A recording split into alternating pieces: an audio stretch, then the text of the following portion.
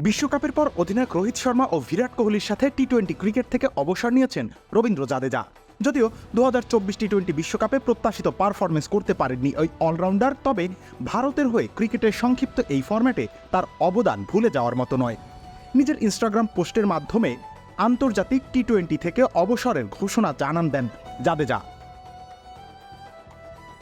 দীর্ঘদিন ধরেই এই ফরম্যাটে ভারতের হয়ে নিয়মিত ছিলেন জাদেজা। তার বিদায়ে এই শূন্য স্থান পূরণে মনোযোগ দিতে হবে বিসিসিআইকে।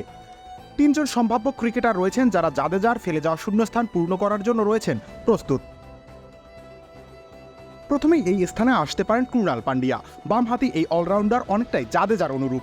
বিভিন্ন পরিস্থিতিতে বল করার সাথে ব্যাট হাতেও গুরুত্বপূর্ণ ভূমিকা রাখতে পারেন এই অলরাউন্ডার।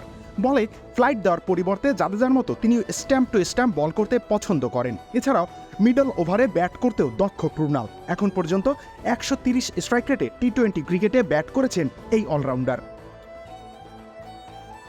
2017 সালে অভিষেকের পর ভারতের হয়ে 43টি টি-20 খেলা ওয়াশিংটন সুন্দরও হতে পারেন আরেকটি বিকল্প। বেশ কিছু দ্বিপাক্ষিক সিরিজে ভারতের হয়ে ব্যাট এবং বল হাতে গুরুত্বপূর্ণ ভূমিকা পালন করতে দেখা গিয়েছে তাকে।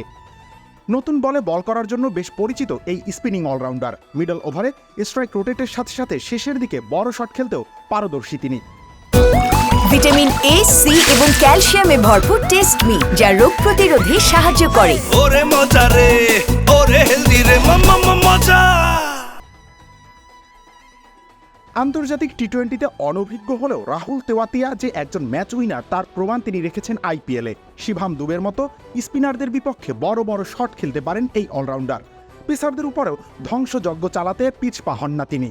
দলের প্রয়োজনে লেগ স্পিনটাও বেশ ভালো করেন তেওয়াতিয়া, তাই জাদেজার বদলি হিসেবে তার দিকে চোখ রাখতে পারে ভারত।